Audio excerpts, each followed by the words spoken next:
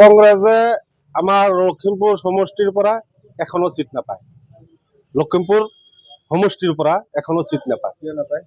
কংগ্রেসের ভিটি নাই, ভিটি লাহে লাহে খহি গৈ আছে। যে আছিলে এজন মানুহ আছিলে, জ্যেষ্ঠ মানুহ আছিলে ভূপেন বৰা ডাঙৰীয়া, এখেতে যদি পদত্যাগ কৰিছে কংগ্ৰেছৰ তাত এটাৰ কোন আছে? মই ভাবো ইয়াত কংগ্ৰেছৰ কোনো সিট নাই। এবাৰ ৰাষ্ট্ৰীয় ওলামা কাউন্সিলে ৰঙানদী দখল কৰিব, এইটো শিওৰ 100% দখল কৰিব। আৰু আমি জোৰদাৰ হিচাপে কাম কৰি আছো। এইটো হিচাপে আমি কাম কৰিছো, ৰাইজে আঁকোৱালি লৈছে আমাৰ। আজিৰ পৰা 6-7 মাহ আগত আমাৰ অসমৰ মুখ্যমন্ত্ৰী হিমন্ত বিশ্ব শৰ্মা ডাঙৰীয়াই ভৱিষ্যতবাণী কৰিছিলে আমাৰ ভূপেন বৰা ডাঙৰীয়াৰ ওপৰত, ইলেকশ্যনৰ আগে আগে কংগ্ৰেছ দল ত্যাগ কৰিব। সেইটো ভৱিষ্যতবাণী আখৰে আখৰে পালন হৈছে। সেইটো কাৰণে ভূপেন বৰা ডাঙৰীয়া কংগ্ৰেছ ত্যাগ কৰিছে। আৰু কংগ্ৰেছৰ দুৰ্দশা বহুত। কংগ্ৰেছ যেনেকৈ বিহাৰত মই আগত কৈ আছিলোঁ, যেনেকৈ বিহাৰত ধূলিসাৎ হৈছে, কোনো সিট নাই। আৰু অসমতো আমাৰ কোকৰাঝাৰত যেনেকৈ ধূলিসাৎ হৈছে, তেনেকৈ আমাৰ অসমত 26ত ধূলিসাৎ হ'ব। সেইটো কাৰণে ভূপেন বৰা ডাঙৰীয়াৰ স্থিতি ভালেই লৈছে। কংগ্ৰেছত থাকিলে আজিকালি মানুহ লাভ নাই, কংগ্ৰেছ মানুহে ভাল নাপায়। কংগ্ৰেছক মানে বহুত দলে ত্যাগ কৰিছে।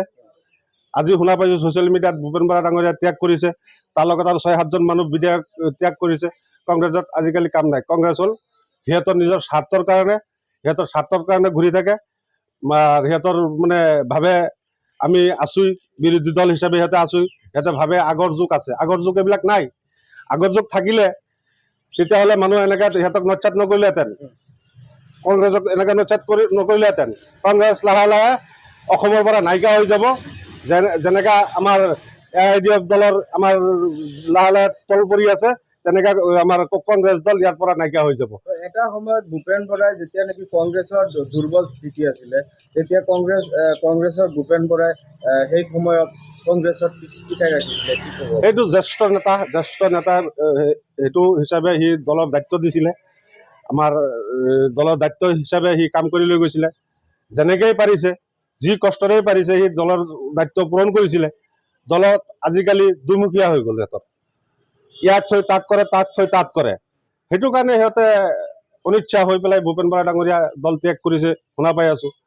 এতিয়া বৰ্তমান আকৌ ছ'চিয়েল মিডিয়াত চাই আছোঁ, কংগ্ৰেছৰ শীৰ্ষ নেতাবিলাকে গৌৰৱ গগৈৰ লগত ডাঙৰ ডাঙৰ নেতা লৈ গৈ পেলাই সিহঁতৰ ঘৰত বহি বৈঠক বহিছে। আমি কামনা কৰোঁ ভূপেন বৰা যিটো দল ত্যাগ কৰিছে এইটো ভাল কৰিছে। কংগ্ৰেছৰ আজিকালি স্থিতি নাই। আপোনালোকৰ দলত?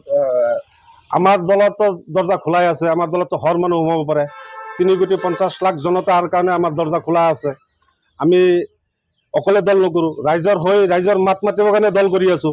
ৰাষ্ট্ৰীয় ওলামা কাউন্সিলৰ এটাই কথা, 1 টাকা রাত চলেগা, হিন্দু মুসলিম সাথ চলেগা। 1 টাকা রাত চলেগা, হিন্দু মুসলিম সাথ চলেগা। আমি সবৰ কাৰণে দৰ্জা খোলা আছে, সব মানুহে আয়োজন কৰিব পাৰে আমাৰ দলত। ভূপেন বৰাক স্বাগতম জনাইছে। আমি চিন্তা কৰি চাওক, ভূপেন বৰা ডাঙৰীয়াই চিন্তা কৰি চাওক কোনটো দল সি কৰিলে ভাল পাব। বহুত দিন এইটো দলত কৰিছে, প্ৰায় 30-35 বছৰ দল কৰিছে। জ্যেষ্ঠ মানুহ, আমি সন্মান কৰোঁ। এইটো এতিয়া যিটো স্থিতি লৈছে ভালে কৰিছে। কংগ্ৰেছৰ আজিকালি যুগ শেষ হৈ গ'ল, কংগ্ৰেছ নকৰাটো ৰাইজে ভাল।